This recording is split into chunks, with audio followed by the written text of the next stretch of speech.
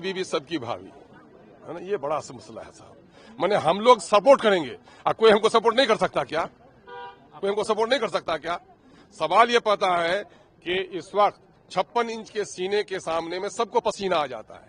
मजबूती से अगर कोई बोलता है तो बैरिस्टर असदुद्दीन अवैसी बोलता है, तो लोकसभा में बोल रहे हैं, राज्यसभा में फिर कौन 56 इंच के सीने को पसीना निकालेगा? उसके लिए जरूरी है कि एमआईएम के किसी आदमी को। बिहार की राजनीति में राज्यसभा चुनाव को लेकर एक बड़ा भूचाल आ गया है। 5 राज्यसभा सीटों पर होने वाले चुनाव में अब तक माना जा रहा था कि असदुद्दीन ओवैसी की पार्टी एआईएमआईएम किंग मेकर बनेगी, लेकिन अब ओवैसी की पार्टी ने खुद ही अपना प्रत्याशी उतारने का ऐलान कर दिया है। इस एक फैसले ने एनडीए से ज्यादा तेजस्वी यादव और उनके महागठबंधन की नींद उड़ा दी है।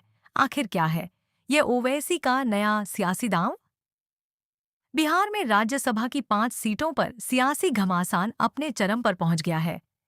एआईएमआईएम के प्रदेश अध्यक्ष अख्तरुल ईमान ने ऐलान कर दिया है कि उनकी पार्टी 2026 के राज्यसभा चुनाव में अपना प्रत्याशी उतारेगी। ओवैसी की पार्टी ने साफ कर दिया है कि वह किसी के पीछे नहीं चलेगी, बल्कि सभी सेकुलर दलों को अब एआईएमआईएम के कैंडिडेट का समर्थन करना चाहिए।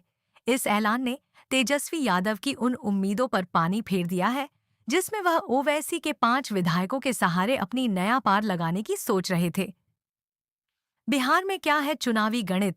कुल सीट 243 जीत का आंकड़ा, 41 वोट एनडीए, 202 विधायक इंडिया ब्लॉक, 35 विधायक। अब जरा बिहार विधानसभा के इस गणित को समझिए। राज्यसभा की एक सीट जीतने के लिए 41 विधायकों के समर्थन की जरूरत है। एनडीए के पास 202 विधायक हैं, यानी वह 4 सीटें आसानी से जीत लेंगी। अब 5वीं सीट जीतने के लिए एनडीए को 3 अतिरिक्त विधायकों की दरकार है। वहीं तेजस्वी यादव के महागठबंधन के पास कुल 35 विधायक हैं। उन्हें जीतने के लिए 6 और वोट चाहिए। आरजेडी को उम्मीद थी कि ओवैसी के 5 और बीएसपी के 1 विधायक का समर्थन उन्हें मिल जाएगा, लेकिन ओवैसी के इस मास्टर स्ट्रोक ने पूरी बाजी ही पलट दी है।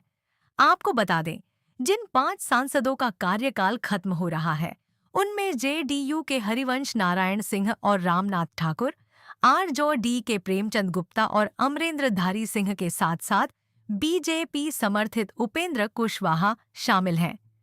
अब अगर ओवैसी की पार्टी कैंडिडेट उतारती है और उधर एनडीए भी 5वीं सीट पर अपना उम्मीदवार देता है, तो चुनाव में मतदान की नौबत आना तय है।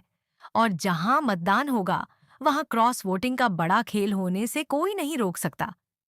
राज्यसभा की एक सीट जीतने के लिए इस बार कम से कम 41 विधायकों का समर्थन जरूरी होगा। 243 सदस्यों वाली विधानसभा में एनडीए के पास 202 और इंडिया गठबंधन के पास महज 35 विधायक हैं। एनडीए 164 विधायकों के दम पर 4 सीटें आसानी से जीत लेगी। अब 5वीं सीट के लिए एनडीए के पास 38 वोट बचेंगे, यानी जीत के लिए सिर्फ 3 और विधायकों की जरूरत। वहीं इंडिया ब्लॉक को अपनी इकलौती सीट जीतने के लिए 6 अतिरिक्त वोटों की दरकार है। ऐसे में सबकी नजरें टिकी हैं उन 7 विधायकों पर जो अब बिहार की राजनीति के असली किंग मेकर बन गए हैं। इनमें 5 ओवैसी की पार्टी एआईएमआईएम के हैं, एक बीएसपी का है और एक आईआईपी के आईपी गुप्ता है। लेकिन अब जिस तरीके से एआईएमआईएम ने ऐलान कर दिया है कि वह अपना कैंडिडेट उतारेगी, साफ तौर पर कहा जा सकता है कि महागठबंधन के लिए काफी बड़ा झटका होगा। अब सवाल यह है कि क्या तेजस्वी यादव अपनी पार्टी की लाज बचाने के लिए ओवैसी के प्रत्याशी को समर्थन देंगे, या फिर एनडीए क्रॉस वोटिंग के जरिए 5वीं सीट भी अपने पाले में कर लेगी? जो भी हो, इतना तय है कि ओवैसी ने बिहार में किंग मेकर बनने के बजाय किंग बनने की चाल चल दी है। बिहार विधानसभा चुनाव की हर अंदरूनी खबर और सटीक अपडेट के लिए जुड़े रहिए आजाद देश की आवाज के साथ।